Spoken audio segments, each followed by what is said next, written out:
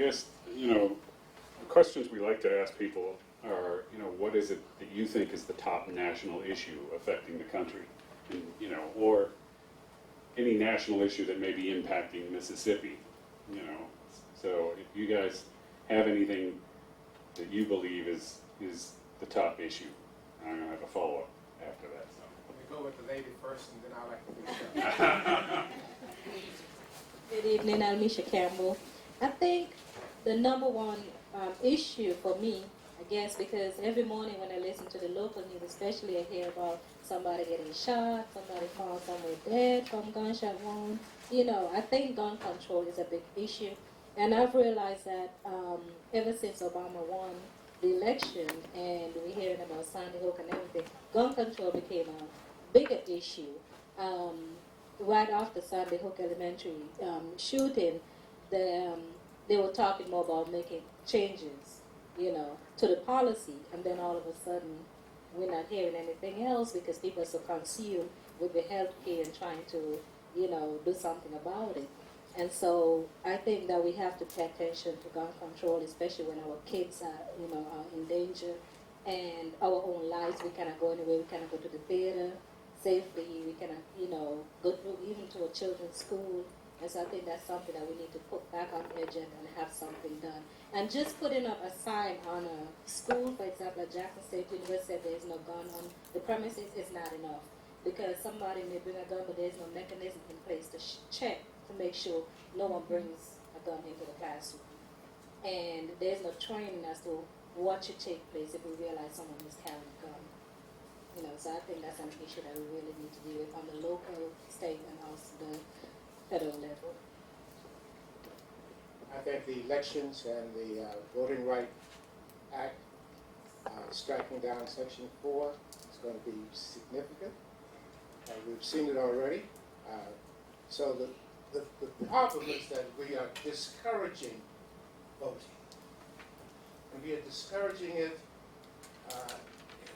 more than just saying we don't want it to happen, but we're putting things in places that assure that it doesn't happen. And the voter ID might not be what people think it is, but it is a hindrance. If we send a young kid to prison for less than an ounce of marijuana for 4 years, then we don't have to worry about him voting either. Most of the rights that have been won by people in my community have been won at the ballot box. The people who study this say that in 50 years, the people who are eligible to the majority of the voters would be people of color. I think that the current majority is planning all of their strategies to prevent that from happening. And that's the problem. They're really discouraging the vote rather than encouraging it. Good evening, I'm Jeremy Armstrong, and to answer her question, I think that education is at every level of government from this point forward and really for the last decade has been the most important issue, and I think it's been the most neglected. And now we're seeing even what's more troubling is it's almost an attack on higher education.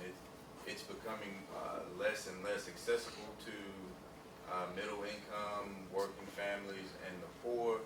And I just think it's the root, well, the decline in the American public education system is, the root cause of a lot of social problems that we've tried to address at the surface level, but really haven't had any success in resolving because we haven't really, given a great deal of attention to public education.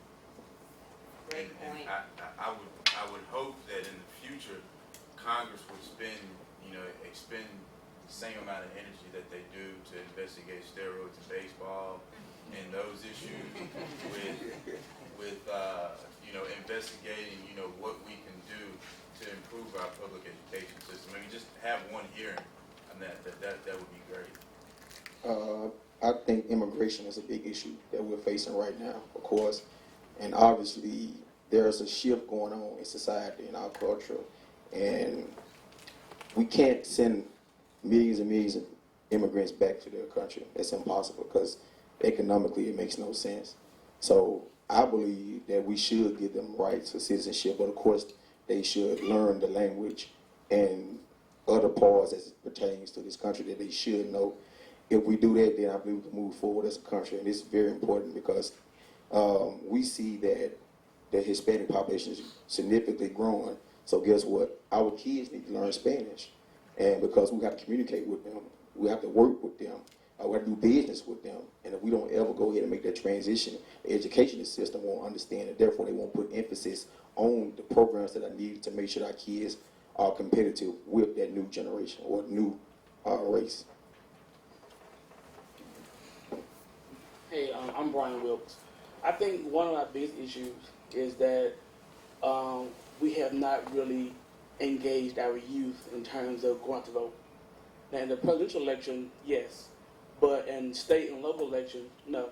And so, how do we support the conversation, or in terms of how do we encourage our youth that voting is still important beyond the presidential race too? I think that's one of the biggest issues. Marcus again. I know that one of the most important things for me as far as voting every time that there is an election is that both of my parents and all of my grandparents were involved during the civil rights movement of the 1950s and 60s. I know that they endured sacrifices. My grandparents' house was even firebombed during the civil rights movement. And so that's one of the things that I try to tell people, that our ancestors, our parents, our grandparents, our great-grandparents sacrificed a lot in order to give us the opportunity as a minority, as a people of color, to vote. So every time there's a vote going on, I don't care if it's with dog catcher or something, I'm at the poll to vote. And I try to influence that on everybody. I'm curious to know what you think the solutions to the problems are, to whether it's gun control, immigration. What should our politicians, if you had a meeting with Benny, for instance, if you had a meeting with Benny, what would you tell him on gun control? Well, the issue with gun control, you really have to look at it. It's a two-part issue. You have violence, gang violence in inner cities that you need to address, and then you have the mentally unstable who commit the mass killings. And no one piece of legislation is going to address the gun problem that you get from gang violence and you can't address them with the same piece of legislation because they're caused by two different.